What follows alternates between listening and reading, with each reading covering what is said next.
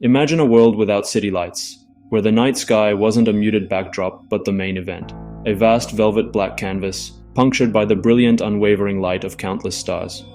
For medieval Europe, the heavens were a divine clockwork, a celestial sphere set in motion by God. Everything had its place: the sun, the moon, the planets.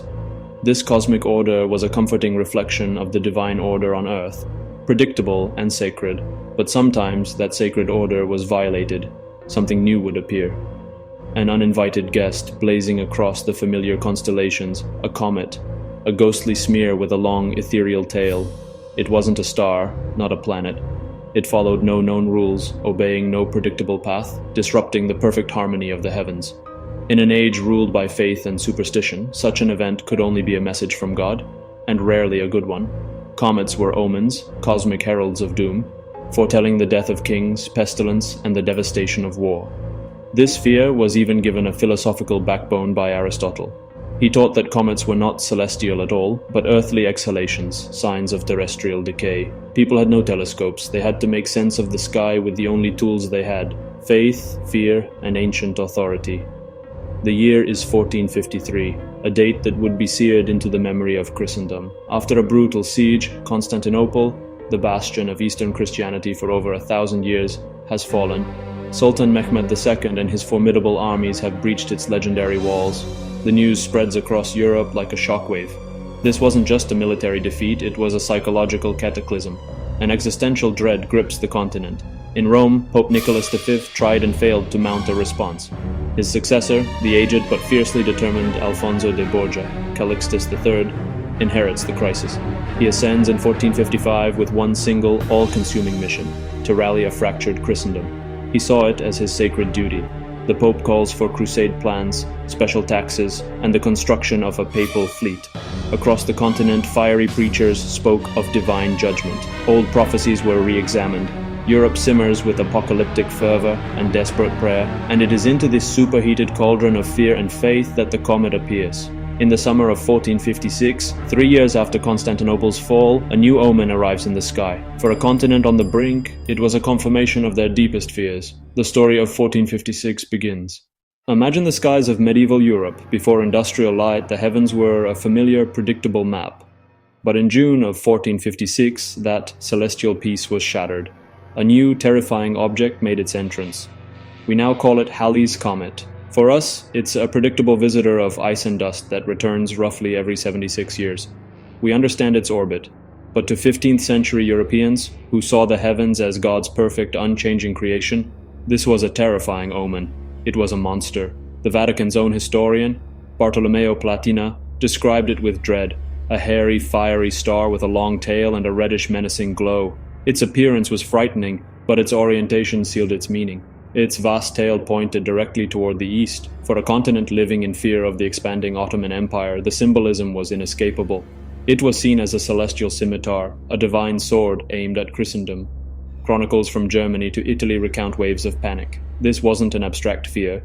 The comet coincided with the very real Ottoman siege of Belgrade, a crucial fortress on the Danube, the gateway to Hungary and Europe. Night after night, the Christian defenders on the ramparts saw the same ominous light hanging over them. It dominated the heavens for weeks, unusually bright, and according to some reports, it even appeared to have a triple-tailed form, a deeply unsettling sign. Astrologers made grim predictions of plague and war. People didn't see ice and dust, they saw a divine weapon. For an already trembling continent, this was not coincidence. In Rome, Pope Calixtus III was consumed by one obsession: halting the Ottoman advance. Faced with a terrestrial army at the gates and a celestial omen fueling mass hysteria, he knew he had to channel this fear. He acted. On June 29, 1456, he issued a papal bull. The text never mentions a comet. Read it today, and you'll find a powerful, focused plea for prayers and resources against the Turk and the threat to Christendom. It was a tool of mobilization. He instituted a special prayer and ordered church bells rung daily at noon, a unifying signal across the continent. The noon bell tradition was born in this crisis. From farmer to merchant, people were reminded to stop and pray for Belgrade. He transformed passive dread into active communal ritual. So where did the excommunication come in? It didn't. The bull was a command to pray against the Turks, not to curse a celestial body. The idea of a pope anathematizing an inanimate comet is frankly absurd. Excommunication is a specific canonical penalty for people, not things. It misunderstands the man, the office, and the penalty itself. The target was human, an army, not an asteroid. What are your thoughts on how fear can shape history? Share your opinion in the comments below. If you like curious history, hit like and subscribe. Meanwhile, the tale of the excommunicated comet continued to morph. How? We go back to our historian, Platina. 30 years later, he linked the comet and the prayers in his widely read history. He didn't say the Pope excommunicated the comet, but he placed the events side by side, forging a powerful narrative link. A story of telephone, print, and embellishment begins. The tale resurfaced centuries later as perfect anti-clerical fodder for Enlightenment thinkers. Writers like the astronomer Laplace and author Flammarion repeated and popularized the anecdote. Satire hardened the myth into accepted lore. By the 19th century, the joke had become a staple in histories and encyclopedias. So, what really happened? For centuries, the story of the Pope versus the comet has been a favorite historical anecdote.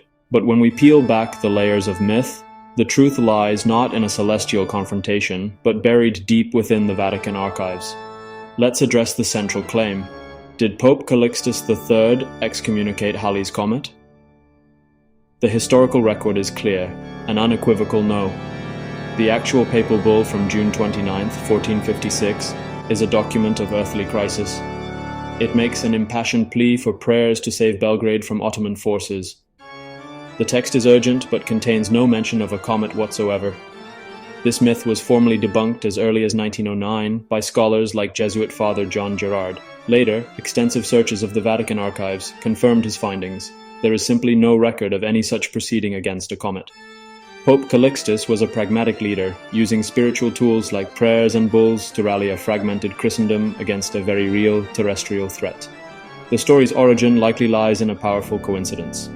The Christian victory at Belgrade on July 22nd occurred just as the comet began to fade. For a populace desperate for a sign, the connection was irresistible. And yet, the myth refused to die, popularized by later writers like the astronomer Pierre-Simon Laplace. It told a compelling story of enlightened science triumphing over blind faith, a useful narrative about progress, even if it wasn't true. If you enjoyed this unraveling, subscribe for more 10-minute histories and share your favorite historical myth below. Our relationship with comets has mirrored our own journey of discovery.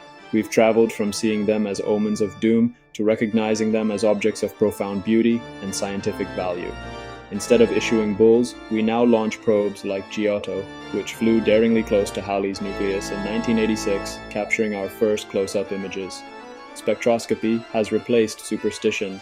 We now know comets are icy time capsules, pristine remnants from the birth of our solar system, holding clues to our own origins. Understanding intensifies awe rather than diminishing it. The legend of the excommunicated comet endures, not as fact, but as a witty piece of cosmic gossip. It's a story that reveals more about our love for a good tale than it does about the stars. 10 minutes story. Every day a new pill of curiosity,